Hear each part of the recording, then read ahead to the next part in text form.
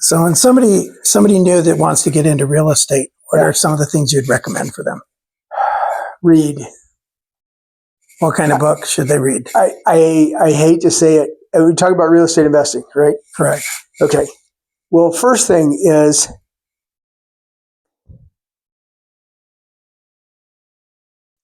a lot of people who want to get into real estate investing, they're usually in their 20s and their 30s, and they've got a long time horizon.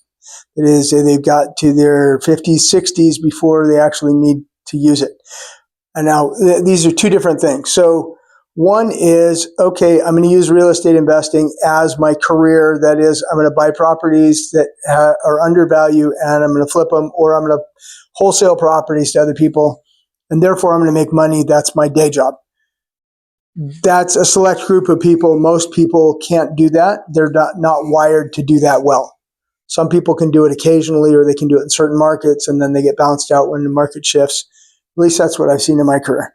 On the other side, there almost anybody can do, which is real estate investing, holding long term, having a business of real estate, creating a portfolio. And that's what Mike and I talk about. That's what we help people do. And that is buying a property. And there you start with your own home. You start with a single family home that is your own home, and you work there. That should be your first investment, unless you're in a very expensive location. If it costs you $1 million to buy your first property and the rent is half of what your mortgage payment is going to be, it's probably a much better idea to go buy an investment property.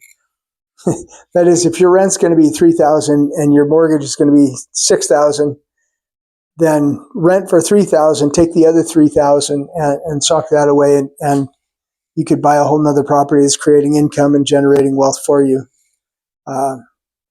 So those kinds of people that are in those types of markets in those areas, I don't recommend that they invest in their own home first, but rather rent and go to another market where they can invest well.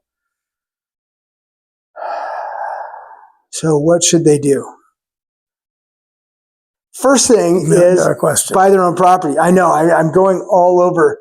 So usually they have a long time horizon. They don't realize it because they're thinking, oh, how do I get rich in 10 years and then not have to work anymore? But most people are going to end up working for 30, 40 years. They're starting in their 20s, end in their 50s, 60s, 50s if they planned well. And that's still 30 years. They start at 20, end at 50.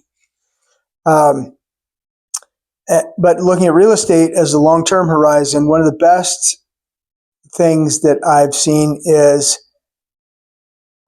investors who buy their own home and then rent that home and buy their next home, and they move up, and then rent that home and buy their next home.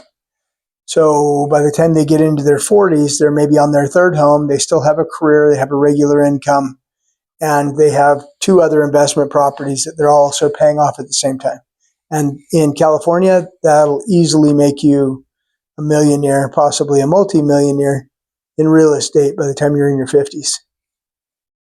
If you're in many other states, actually, the median price, I believe, throughout the United States is over $400,000 now. So if you own 3 properties free and clear, you're worth more than $1 million in more than the average area throughout the United States. So how do you? I think that's really a great way to go, is buy your own property, your first property, and then move into the next property while keeping the first property and renting it. It also eases you into the investing.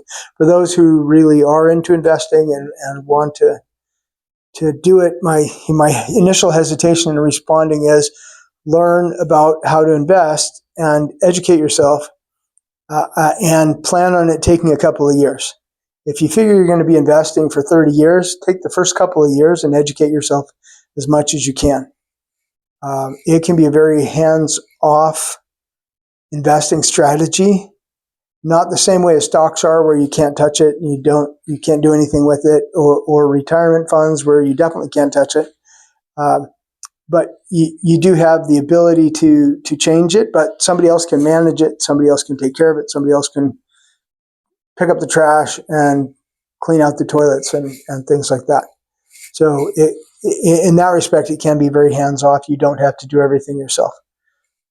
Some people want to be very hands-on, others don't, and that's something that's kind of important to know at the beginning.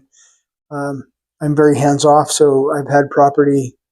I bought my first property out of the state of California in 2004, and bought a property in California in 2002 and sold it, and then bought another property outside where it did an exchange. And that allowed me to go from 1 unit to 4 units outside of California, where it made more sense because the prices had all increased here in California, and I didn't want what I could exchange into. I know it's a very circuitous response to your question. It's okay. Appreciate your sharing that with us. All right. I hope that helps. Thank you.